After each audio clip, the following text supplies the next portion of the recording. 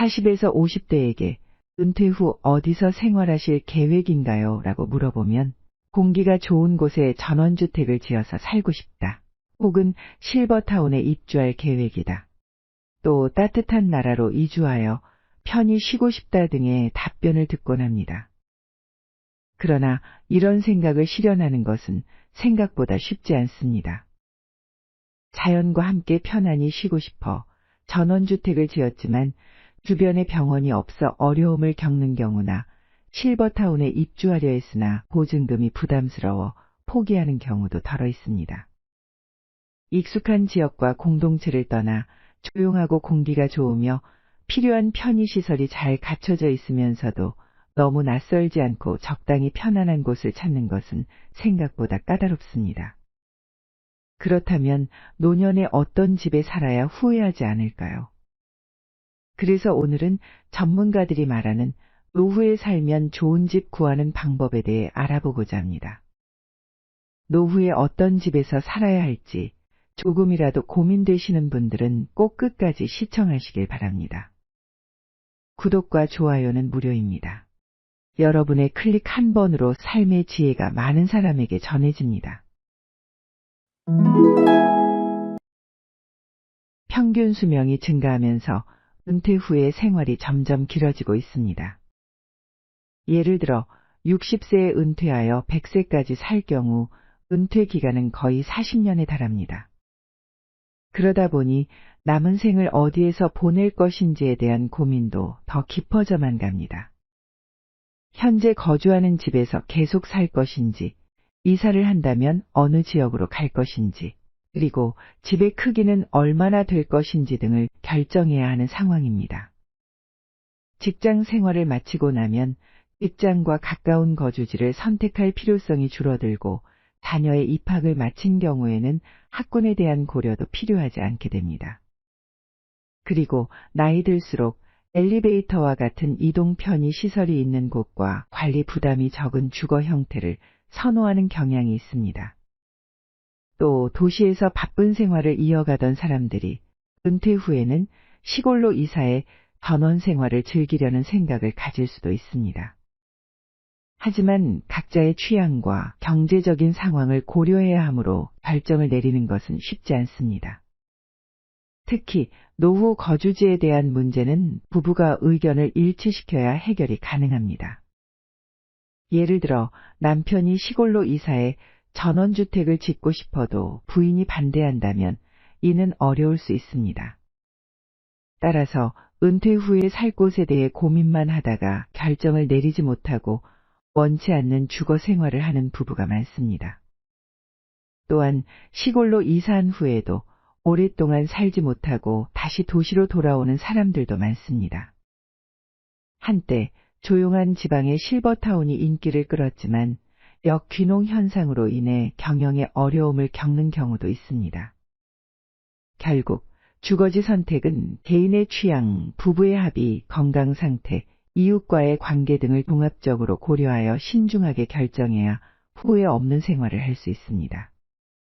그렇다면 노년기에 편안하게 생활하려면 어떤 집을 선택해야 할까요? 가장 먼저 고려해야 할 것은 현재 거주하는 집에서 계속 살 것인지에 대한 문제입니다. 노후에도 자기 집에서 계속 생활하는 것은 여러 가지 이점이 있습니다.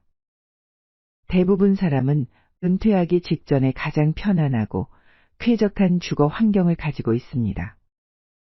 이런 주거 환경은 대개 자녀의 교육과 직장 출퇴근이 편리한 도시 중심부에 자리 잡고 있습니다. 이런 위치는 자녀와 가까이 있고 공동체를 통해 인간관계를 유지하는 데 매우 유리합니다. 이러한 일상생활의 연속성은 심리적 안정감을 제공합니다. 또한 집값이 크게 떨어지지 않아 자산관리 측면에서도 이점이 있습니다. 그러나 은퇴 후에도 자기 집에서 계속 생활하려면 경제적인 여건이 충분해야 합니다. 소득이 크게 줄었는데도 비싼 주거 비용을 부담해야 한다면 집의 크기를 줄이는 것이 좋은 대안이 될 수 있습니다. 자녀의 교육과 결혼이 끝나 노부부만 살고 있는데 방이 3개에서 4개인 큰 집에 살면 세금, 관리비, 유지비 등 주거 관련 비용이 부담스럽고 청소하기도 힘들어 집을 줄이는 것이 합리적이라는 것입니다. 특히 은퇴 자산이 부동산 위주로 구성된 가정이라면 당장 사용할 수 있는 현금이 부족해 마음이 불안할 수 있습니다. 이럴 때 KB국민은행 박원갑 부동산 수석 전문위원은 퇴직 후에는 아파트를 투자 수단으로 재발견해 보라고 조언했습니다. 즉 거주하고 있는 도심 아파트를 월세로 내어 연금형 부동산으로 활용하고 이를 노후 생활의 버팀목으로 삼으라는 것입니다. 예를 들어 서울 아파트를 200에서 300만 원 월세 두고 지방 아파트에서 전세로 살면 노후 생활비를 추가로 확보할 수 있다는 것입니다. 또 은퇴 후 생활비 부족에 대한 걱정을 표현하는 기사에 도시 탈출이 해결책이라는 댓글들이 많이 달립니다. 도시 아파트에서 벗어나 새소리, 물소리가 들리는 시골로 이사하면 모든 걱정과 고민이 사라질까요? 이처럼 여전히 전원 생활을 꿈꾸는 사람들이 많습니다. 어린 시절의 추억을 떠올리며 자연 속에서 텃밭을 가꾸며 생활하고 싶어 합니다. 전원 생활의 장점은 경험자들의 말로는 다음과 같습니다. 도시 아파트에서 외곽으로 이사하면 돈을 절약할 수 있습니다. 주변에 편의시설이 거의 없고 교통이 불편해서 강제로 집에 머무르게 되어 생활비도 절약됩니다. 텃밭 가꾸기, 정원관리, 잡초 제거 등 할 일이 많아서 활동적으로 움직여야 하니 체중이 자연스럽게 줄어듭니다. 치킨이나 피자 같은 배달 음식을 먹을 수 없어서 건강한 집밥만 먹게 되어 건강은 덤입니다. 그러나 최근 전원주택 시장 상황은 푸른 초원 위에 그림 같은 집을 꿈꾸는 은퇴자에게는 그리 유리하지 않습니다. 코로나19 이후 건축에 들어가는 인건비와 자재비가 2배에서 3배 상승해 예상보다 큰 비용이 필요하기 때문입니다. 소중한 노후 자금을 전원주택 건축비에 쏟아붓게 되면 통장 잔고는 바닥나고 시골 생활의 낭만은 악몽으로 바뀔 수 있습니다.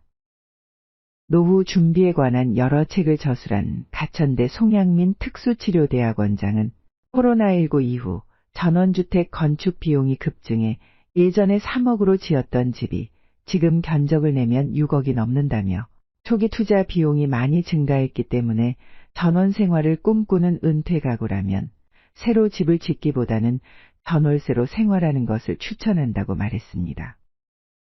그래서 최근에는 도시와 시골을 번갈아 거주하는 셔틀 거주족이 늘고 있다는 보고가 있습니다. 이것은 일주일의 앞부분은 도시에서 뒷부분은 시골에서 생활하는 방식입니다. 5일 도시, 2일 시골 생활을 해서 5도 2촌이라고 불리기도 합니다. 이처럼 거주지를 완전히 바꾸기 전에 전월세로 살아보면서 경험하면 실패 확률을 줄일 수 있습니다.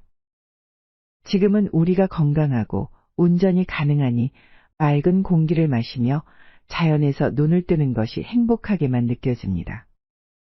그러나 나이가 들어 다른 사람의 돌봄이 필요하거나 부부 중 한 사람이 세상을 먼저 떠나게 되면 집이 짐이 될 수 있습니다. 전원 생활에 안착했다 해도 75세쯤 되면 건강 문제가 생기고 거동이 불편해져서 병원 근처의 도시로 돌아가야 할 수도 있다는 것입니다. 만약 전월세보다 더 합리적인 비용으로 전원 생활을 즐기고 싶다면 이동식 주택인 컨테이너 농막도 고려해보라고 조언합니다. 농막은 미리 제작되어 있어 1억 원 미만의 비용으로 설치할 수 있고 법적으로 주택수에 포함되지 않아 세금 부담이 없습니다. 이처럼 노후 주거지 선택은 개인의 인생관에 따라 다르므로 하나의 정답만 있는 것은 아닙니다. 그러나 전원주택을 투자 수단으로 생각하고 구입하거나 건설한다면 나중에 팔 때 원금조차 회수하지 못할 수 있다는 점은 알아두어야 합니다. 아파트는 표준화된 상품이므로 매매가 수월하지만 전원주택은 구매자를 찾기 어렵습니다. 나에게는 자연에 둘러싸인 멋진 별장 같아도 다른 사람에게는 평범한 주택일 수 있습니다. 전원주택은 베이비붐 세대의 욕망이 반영된 공간이며 젊은 세대의 공간에 대한 욕망은 이전 세대와 다르다는 전문가의 지적도 참고해야 합니다.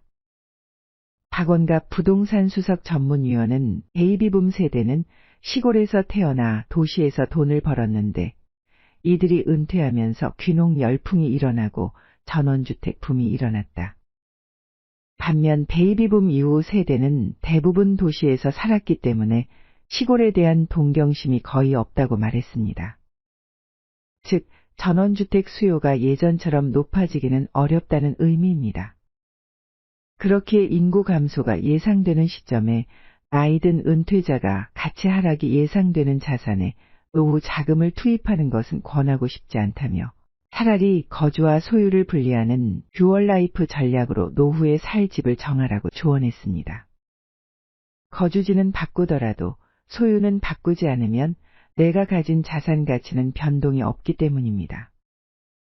실제로 강남 아파트를 소유한 한 은퇴 부부는 월 400만 원의 세를 내고 강원도 전원주택으로 이주해 행복하게 생활하고 있다고 합니다. 그렇다면 생활비가 비싼 서울에서 벗어나 적정 수입으로 생활하기 위해 수도권이나 지방으로 노후 이사를 하는 경우 어떤 지역을 선택해야 할까요? 인베이드 투자자문 이상우 대표는 정부가 지정한 상급지 아파트로 가라고 조언했습니다. 이는 바로 병원 인접 아파트를 의미합니다.